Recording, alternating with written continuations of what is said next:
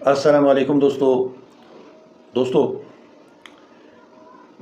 मैं तबलीग के सिलसिले में एक गांव में था और जब हम किसी मस्जिद में पहुंचते हैं तो हम वहां सबसे पहले हम गश्त करते हैं चंद साथी, ताकि अहले महल्ला जो हैं वो जान सकें कि उनकी मस्जिद में जमात आई है। तो हम भी इसी सिलसिले में, मैं और एक दूसरा साथी, क्योंकि तबलीग में ये उसूल है कि कोई अकेला मस्जिद से बाहर नहीं जाएगा, उसके साथ लाजिम एक साथी होगा, क्योंकि हज़ार किस्म के वाक़यात पेश आ सकते हैं। तो एक साथी या दो साथी ज़रूरी हैं। तो मेरे साथ भी एक साथी था,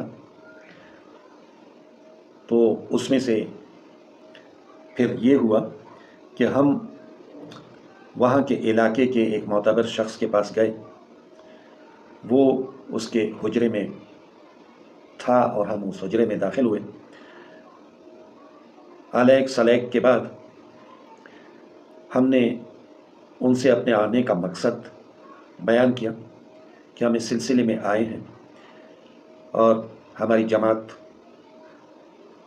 आपकी मस्जिद में ठहरी हुई है, हम 3 दिन तक यहाँ रहेंगे, तो आप लोग हमसे जुड़ते रहें। उन्होंने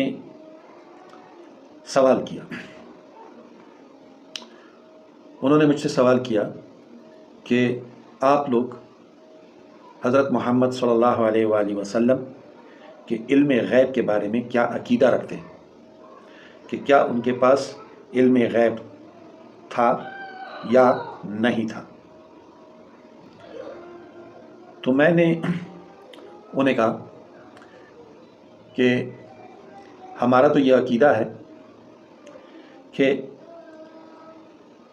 हजूर हज़रत मोहम्मद सल्लल्लाहु अलैहि वसल्लम के पास उतना ही इल्म था जितना उन्हें अल्लाह ताला ने दिया था। अल्लाह ताला ने जितना इल्म उन्हें अता फरमाया था वो इल्म उनके पास ज़रूर था। और इतना हमारा भी अकीदा है कि हमारे लिए जो गैब की ख़बर है वो अगर अल्लाह ताला ने उन पे खोल रखी है और वो हमें उसका पैगाम दे रहे हैं, उसका बात बता रहे हैं, तो वो अल्लाह ताला ने उन्हें वो बात बताई है। तो उन्होंने फरमाया बिल्कुल ठीक। तो इसका मतलब है कि हमारा अकीदा और आपका अकीदा एक ही है। मैंने बोला तो आपका क्या अकीदा है? बोला हमारा भी यही अकीदा है कि उनके पास इल्म गैब था। मैंने कहा, और जो मैंने कहा कि जो इल्म उन्हें अल्लाह ताला ने अता फरमाया उसके बारे में क्या आप कहते हैं? उन्होंने कहा कि यही तो वो बात है जो आम लोग नहीं समझते हैं और जो समझने वाले हैं वो समझ जाते हैं। तो इंशाअल्लाह हम आपके साथ जुड़े रहेंगे, हम आते रहेंगे आपकी मजलिसों में, आपके आमाल में, वहाँ कोशिश करेंगे कि हम शरीक रहें। दोस्तों, ये आज का प्रोग्राम था। अगले प्रोग्राम तक इजाज़त दीजिए। अल्लाह हाफ़िज़।